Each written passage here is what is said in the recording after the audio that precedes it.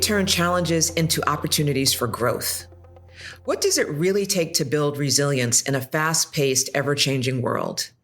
And how can a personalized resilience plan help you thrive in both your career and your mental health? In this episode, Dr. Marie-Hélène Pelletier, leadership psychologist, executive coach, and author of The Resilience Plan, joins us to explore these questions and more. So get ready to discover actionable strategies to strengthen your resilience and unlock your full potential. Welcome to a new episode of More Than the Dress, the official Dress for Success podcast. I'm your host, Michele Meyer-Shipp, and I thank you so much for joining us. Before we get into the conversation, I'd like to ask you to like, follow, and subscribe to More Than the Dress. And please leave a review for us if you enjoy these conversations. Additionally, you can go to dressforsuccess.org to learn more about our organization and follow us also at Dress for Success to stay updated. Now let's get to the conversation. I hope you enjoy.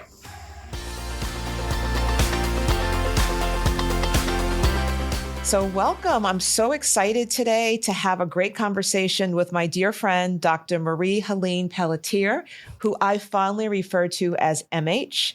MH, welcome. Glad to have you. Oh, Michele, I am thrilled to be here. Thank you so much. I am really, really excited about this conversation, knowing that you recently released your book, The Resilience Plan, and you have been helping people really think about what resilience is, how to build a resilience plan. I thought it would be great to take our listeners today on a little bit of a journey through this topic. Are you good with that? I love it. All right, let's jump in. So I'm going to start with this. Resilience is often seen as something people either have or don't have, right? How would you define for us resilience as a skill? And how do you think it shifts our perspective? And this is such an important place to start. So you're right. We tend to think about resilience as a personality trait, right? I'm so resilient. This person is or isn't, as if it was who we are. We actually know from research it is not a personality trait. It is more like a state, which means that it will fluctuate in our lives, which also means we can, and I would argue, need to impact it. And the other piece with resilience as well is that it's defined as, there are many definitions, but the one most researchers and the one I use also in my book is our ability to go through adversity and come out even stronger. And if we step back and think about even the definition of mental health, okay, so stepping back even more, as defined by the World Health Organization, our ability to cope with the stresses of life, realize our abilities, learn well, work well, and contribute, right? And so really what we're saying then, if resilience is our ability to go through these stressors and come out even stronger, it almost acts like a protective factor. It sets us up to nourish, yes, our resilience today and in the near and moderate future. It also protects us. And so it's so important to invest in it. And that shift in mindset of realizing that it's not a personality trait means, well, then if it's a state, then I really need to take action, as opposed to telling yourself, well, this is who I am, so I'll just wing it when I need it or will myself to be resilient. No. It is something that we need to invest in. So I love this. I mean, I think even as I sit here and listen to you, it's kind of each person shifting their mindset from it's not a personality trait. It is a skill and I can learn it. Yes. I can practice it, right? Is that the right way to think about it? I can learn this and I can practice this. That's right. The key word here being even more practice, because especially with the pandemic, we've heard even more about the kinds of things that would probably increase our resilience, and we can review them if we want, but they are research-based. That's true. And people often know about them, but the challenge is implementing them. Yeah, it's in the Yes, doing. yes, Because yes. that's what makes a difference. Just knowing about something. Yes, I know which exercise I should do. Changes nothing. I have to do them, right? Excellent. So that's why, Excellent. go ahead. So let me ask you this then. So I'm going to ask you kind of a two-part question. How do I think about resilience in my everyday life? And what challenges might I encounter as I try to build the skill of resilience as I'm navigating? Yes. So how to think of our resilience in our everyday life? First, think of it every day. It needs to be on the radar. It needs to be high on the radar. What happens often is we get so busy, right? Work demands, personal life demands, people all around us demands. Even sometimes people will say, well, my work-life balance means doing all the things I need to do for work and doing all the things I need to do for people around me. And then they realize, and I am not in that work-life balance situation. So yes, you need to be in it. It needs to be prioritized. Now, sometimes people hear this and they're like, well, but I don't have time. My days are full. They're overflowing already. How I cannot add more, really. And that's a bit of my point. There are ways for each of us, and that's in part what I talk about in the book on how to define that for yourself. But there are things for each of us that we can do on the everyday basis. Think of any better habit you've had for whatever period of time so far in your life, moments where you were drinking more water or you were making time for 5 deep breaths or whatever. You prioritized it and it didn't take that long. So in the everyday life, that's what it means. And I also insert, I guess, the challenge part is to sometimes think that given that I don't have time right now, that means I can't incorporate it. It just means shifting how we approach our daily life. Hence, having a strategy, which is a bit of the essence of a lot of my work, including the book. Yeah. So that leads actually to my next question, which is, how do we create a resilience plan and why do we need one?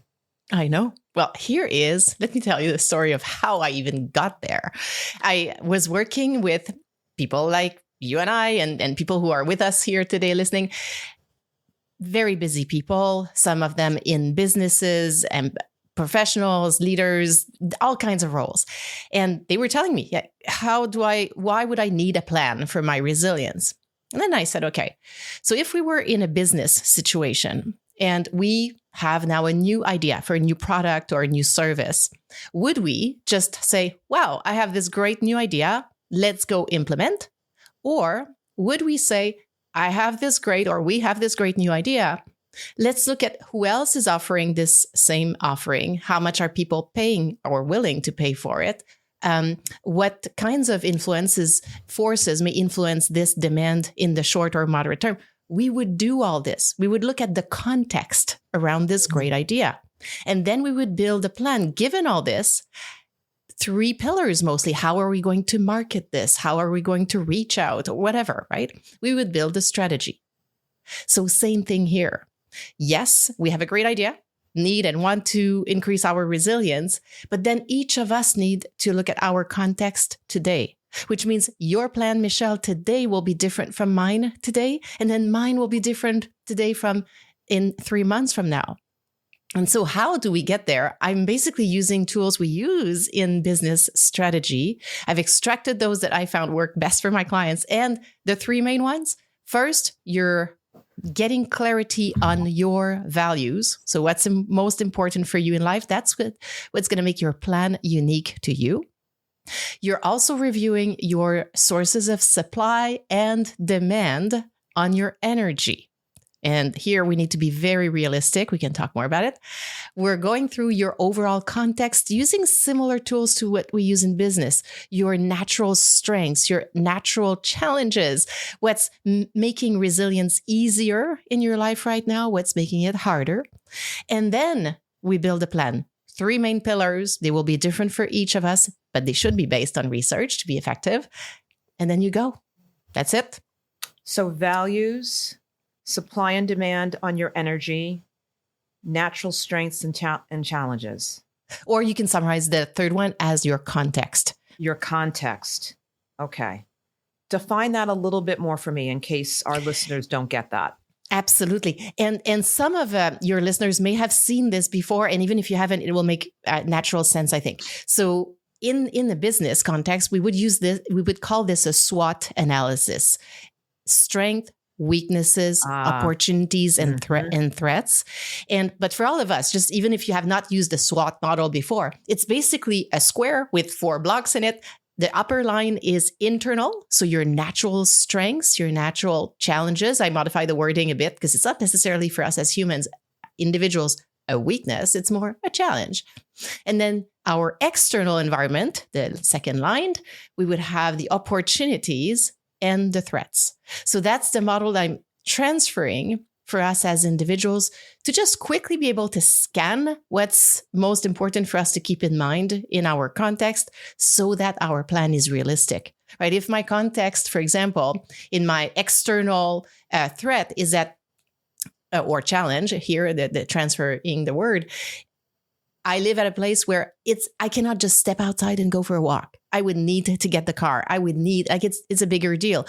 Well, then quite possibly if I'm building my plan, I'm not going to say I'm going to go for a walk because it's not going to happen.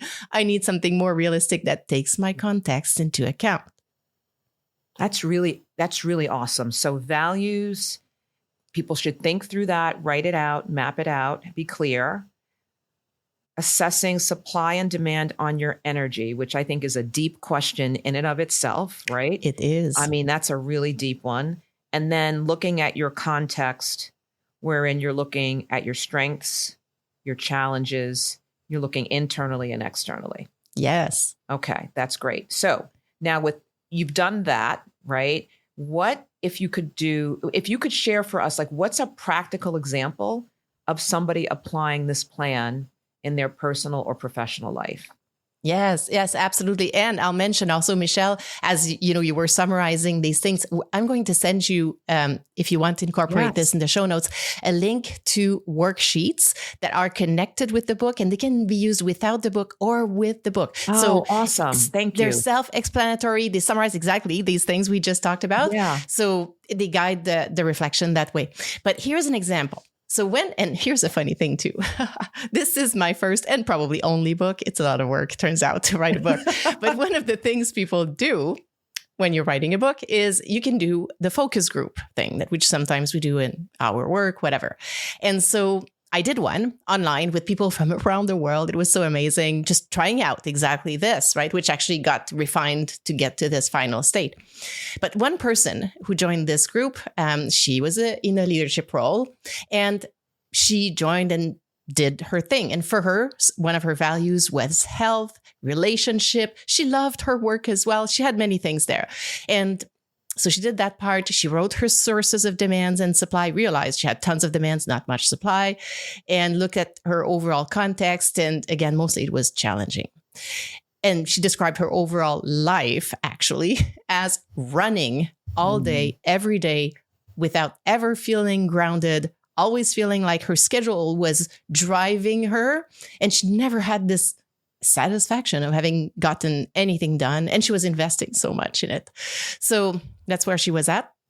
She created her plan, which for her involved getting clarity on top priorities on a daily basis, not having an endless list of things she wishes she should do. So getting more realistic, investing and prioritizing her health more, things like that. But here's what happened. A couple of weeks after this thing, she sends me an email and says, could you actually come and give this workshop to my team of leaders? Okay, fly out in a couple of months and do this. Yes. So we booked it. A couple of months later, I get there, group of leaders, super nice people. She comes to me, and of course it's nice. I meet her in person. She goes at the back of the room saying, I'm just going to sit this one out and, let the group do their thing. She comes to me at the end and says, okay, here is what happened. I thought I'd just sit here, but because I was listening anyway, I thought I'm going to, see where I'm at. And she realized, which is exactly the idea, she realized that she had implemented her first plan and she was feeling more grounded and in control. So she was ready for her next iteration of the plan. which, and you see how it's the same as what we do in business. A strategic plan is never forever. It's for a period of time and then needs to be updated, either because we've now reached this particular goal or because the context has changed. And so I thought, oh my God, this is like wow. the ideal example of this. It is. It is. And so you've got me thinking now, and this is not a question that I told you was coming, so bear with me. But, she, because she was in that setting and she heard you go through this again, she had that awareness. But how would one otherwise know that it's time to reassess the resilience plan if they don't have that great opportunity that this woman had? Like, they're on their own trying to figure this out. How do you know when to reassess?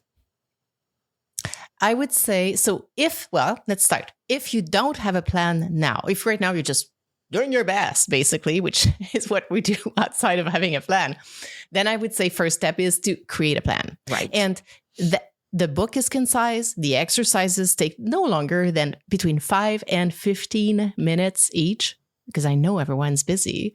So you can do this. This is not a long exercise. It's even something, sometimes people just book an hour with me to get it done if they want that even faster. But it doesn't take long. First would be create a plan. But let's say you have a plan. And to your point, like, well, is it ready for a new thing or not? Usually people notice one or two things. Either the plan doesn't work anymore, or they know that a new context is coming. I'll give you an example.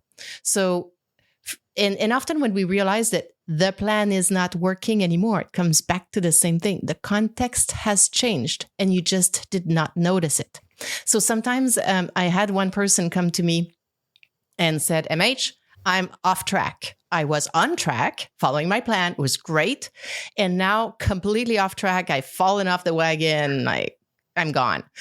Okay. So talk to me a bit about what does life look like? What's been happening? The person, this particular client, had gone from working very long days. They had a very demanding job to working even longer days, given the context. I don't remember the exact. Oh, I know. Some other colleague had needed to be absent for a period of time. They had taken on additional work. This person was also on committees of outside organizations, which is wonderful. But then their life was getting so full. And this person said to me, MH, I'm so off the wagon. I used to be able to do my 30-minute exercise 5 times a week. Now I'm like 1 or 2. And I said, well, wait a second. If your best friend said this to you, what would you say? They're now working 1.5 the hours they used to. They're kept their outside commitments, and they are only able to exercise once or twice a week. And then they said, well, I'd say that's amazing. Exactly. Your context has changed. And so for the duration of time that these demands are different, maintaining this amount is amazing. So not off the wagon, just different context.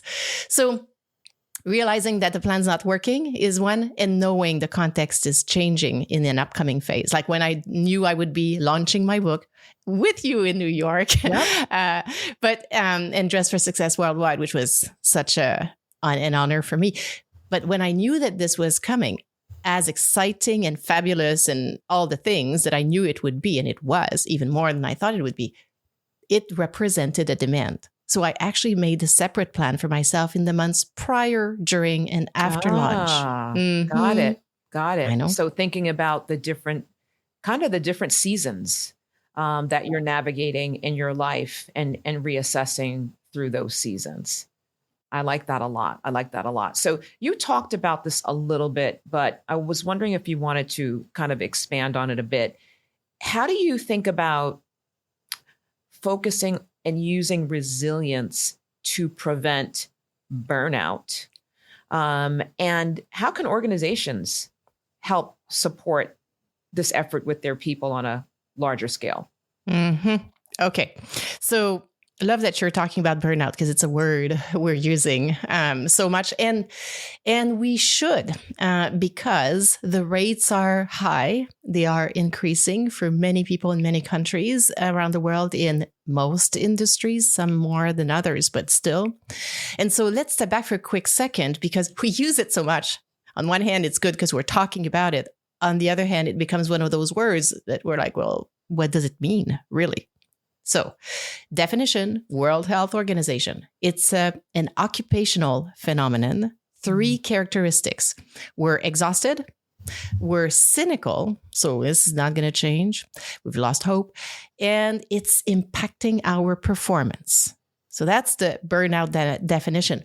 Often we use burnout more to mean that we're exhausted, one of the aspects. And it's equally important, of course. We still want to absolutely want to listen to it when it's only exhaustion, but that's the definition.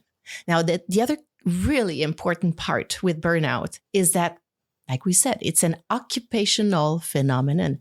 So does not reside just in us as individuals. It resides in the relationship between us as individuals and our workplace. So we have to think of it in a systemic way, because the workplace is a system. Yeah. There's us as individuals, the teams we're in, the overall organization. We could even say the country we're in, the moment in time we're in, right? So everything is in context. So if we look at the us as individuals part in this overall burnout situation, one first piece I would say is we cannot, that would be a misconception to think that we can fully prevent it. And it's important because I've fallen through that traps, right? As a psychologist, you think, well, if I do all the things, I will be for sure fully protected. No, because this is a system.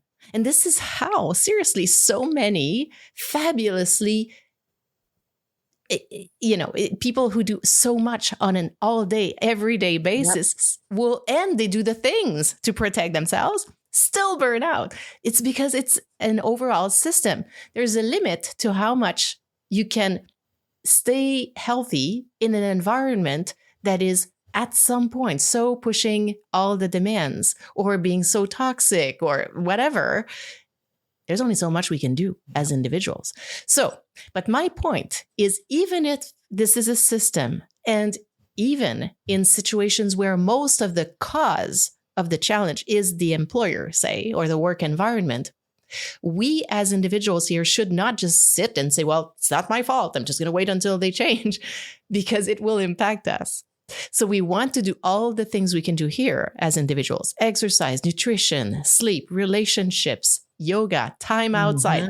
There's many of these things, so that we can be as healthy as possible in this environment and possibly make a decision. Am I going to stay here or not? Yep. So that's the individual part. And the organization, and more organizations are creating their own mental health strategy so that they can keep an eye on how are we better supporting our employees, our teams, to have that resilience as individuals, but also as teams. Because a team that's resilient is not just a group of individually resilient people. It helps, but it's not the whole thing. There's also the team itself is an entity. And as a team, there are things we can do to build that resilience. But to give you an idea of 3 main things, I would say, and there are not just I would say, we know from research that organizations may want to focus on. And top of the list, and I bet if this was a choose your own adventure thing here, people would pick that one: workload. Yes. Workload is a key thing to discuss. Employers and leaders sometimes are worried that if they open that door, there's so little they feel they can change that they think it's better to not even open it. Not the case. It is something that needs to be discussed. Small changes can lead to larger positive impacts. And we often actually, as leaders, need to talk to the team to find the solutions. And I know you know that. You're very much that leader. So, but still, right, in a moment of stress, we may, even you and I, could sort of say, it's stressful to even think about it. Workload is one. Another one is growth and development, making sure we're having these conversations with our team members. What are their values? How can we support them? And sometimes it's going to be here. Sometimes it's in helping them find other things they can do outside of work to help build towards where they're going. And it may not be here in the long term. If they're fabulous, of course, we want to keep them. On the other hand, and I know you're also that type of leader, we're here to nourish their growth. Let's do it. That's how we're going to keep the people that can learn from here for now and will learn and contribute in other places down the road. And third one is our culture. Can we invest in a culture that fosters psychological safety? And the short definition of this is creating a culture where we can talk about our challenges, we can raise our mistakes. Yes, we need to deal with the mistake, need to deal with the consequence of the mistake, and we're going to learn from it. And that means people will bring it up, people will learn, people will support each other. Right. I love that. I love that. So, I mean, you're really in a great spot if as an individual, you can build your own plan and then you work in an organization and with a team wherein the team is thinking through a plan in this way as well. I think that's really, really meaningful. And it's actually ironic that you mention it, because I know when I think about, Dress for Success and all of our affiliates and the workload and the challenges and the limited staff and the scope and all of that, I think that this is a tool we can apply as we think about how we move forward and how we support one another and how we create that environment where people can share if they're feeling overloaded or whatever, the issue is. I really love these tips. Thank you so much. I love this conversation and I'm learning so much. There's so many key takeaways. Let me ask you this. Is there any other piece of this? We've defined resilience. We've talked about the fact that it's not a personality trait, but it's a skill. You gave us examples of what a plan could look like, and you talked us through how to create a plan. Is there any other element to this that you think it's important that our listeners know as they walk away from this conversation today? I'll bring us to one aspect that we have covered, but I because of the feedback I've received on that particular worksheet, I think this is one that's very powerful. So we talked about that piece about having clarity on your sources of demand and your sources of supply. And this is one of the worksheets, so people will see it. But if you can visualize this for right now, 2 columns, demands on the left, supply on the right. Okay, so far, so good. So here's the exercise. And I'm diving a bit into this one because people gave me this feedback, and I'm not surprised they did, because I created it given the number of times I've seen people broaden their perspective and change their mindset once they've done this. So basically, you look at your left column of demands and you start writing, okay, what demands do I have? Okay, so usually people will list 2 or 3 things, demands they don't like at work. Then I'll say, all right, but life is not just work, it's also personal. What demands do you have in your personal life? Okay, so then they'll list same thing, 2 or 3 things that, are challenging on the personal front. Then I'll say, how about positive demands? Things that you wanted, that you have to do, and you're very happy to do them, and they still represent demands. So we go back to work. Oh, well, I just got this new promotion, or we just got this new big client that we've been wanting. Positive, but still demands. Okay, same thing on the personal. Well, I have this friend who's moving to town. They know nobody, so I'm going to make myself more available or help them move. And I'm super glad they are. And it represents a demand. So now, because what we tend to do is underestimate the demands we're facing because we're, capable, highly performing, right, getting things done. Woo, it's all good. Okay, yes. And that's the list. Let's be realistic here. And then I say, okay, now we go to the supply side. What brings you energy? And then people, when we're talking, they'll say, well, I like to go for a walk 3 nights a week with my partner. And I say, great. In the past 2 weeks, how many times? Well, the past couple of months have been very busy. So no, but, in general, well, it doesn't go on the list. Okay, what else? And then they realize that they've been overestimating the supply. And just that, if you do just one, if you're saying, MH, I'm not going to do 3 worksheets, too much for me, I'm doing just one, do this one. Because from experience, I see it. And now you start seeing how, oh, wait a second. One of my values is family and relationships. I'm doing none of this here. I'm putting all my time over there. We're not saying you're going to stop doing the things. We're just making a slight shift. And what happens when we do this? It's not just, oh, great, now I have a plan that works for me. Well, okay. But wait, it goes deeper than this. Now you have a plan that works for you.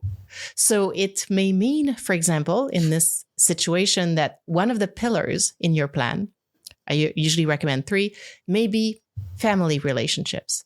In one of your actions, because we've now taken also your context into account, so they're going to be small and realistic. Maybe that when you work from home and the doors open and someone from the family comes in, no, you're not going to stay hands on the keyboard finishing that email. You're going to stand up, eject yourself, walk to the door with them, and be there. Didn't take much longer, sending a very different message to them and to you. Because now you're seeing that you're connecting your choice, you're connecting your action with one of your values. Now, here's what happens when we do this. Obviously, it feels good. Yay. The technical term is we're building our self-efficacy. We're building the belief that we can influence this. And as we do this, we're building the belief that we can influence this again in the future. That's optimism. And the more we do things like that, we build the belief that we can influence other things also in the future, and that's agency. Yes. And we want all that. Wow.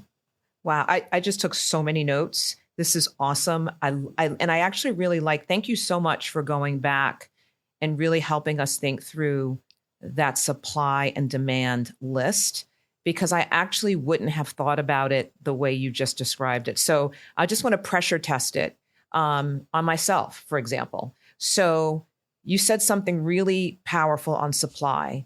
Supply, I just want to make sure I'm defining it right. So supply is not just the things that I think bring me energy, but they're the things that I'm actually doing presently that bring me energy. It's not, oh, it brings me energy when I take a walk. It gives me energy when I sit in the sun. It doesn't count if I'm not actually doing it, correct? Correct. We're going for action here. Okay, so my supply list is going to be challenging. All right, so I have some work to do there. On the demand list, you also said something powerful, because I think our natural inclination is to list all the negative things on the demand list that annoy us, but not the good things. So pressure testing it on self.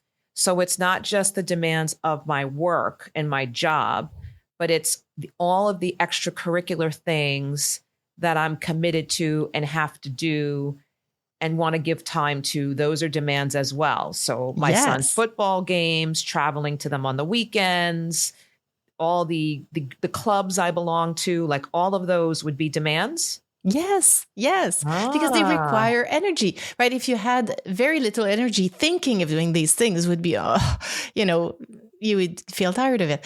So they demand energy. They go on the list, positive and not positive. They all count. I think that allows you.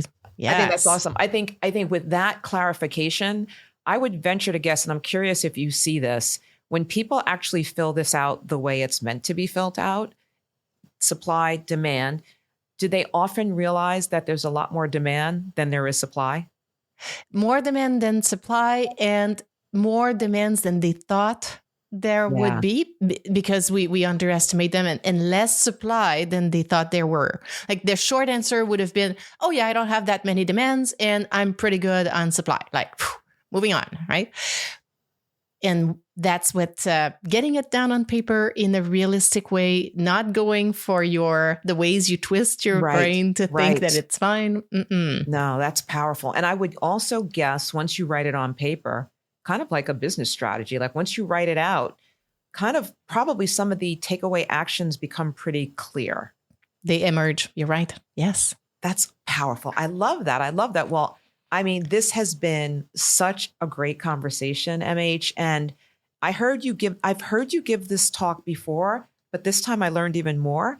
So thank you so much for doing this. And I think it's time for me to go back and reassess my plan too, because I think the first time I did this, I might have missed a few things. So thank you for this. I'm really excited for the way you're helping people change their lives through this process. And I'm really excited that, both myself and members here at Dress for Success can use this as well. And we can actually share it through this podcast with all of the folks that are tapped into our community. So thanks for sharing it. We really appreciate you. And thank you for bringing us this great strategy for our daily lives. Appreciate you. Thank you, Michelle. And thank you for all the work you do with Dress for Success worldwide. It's just an organization, as you know, I've been connected to for over 20 years in so many ways, and just love what you do and the entire community. Thank you so much. We'll talk soon. Thank you to our listeners. Hope you enjoyed the podcast. Take care.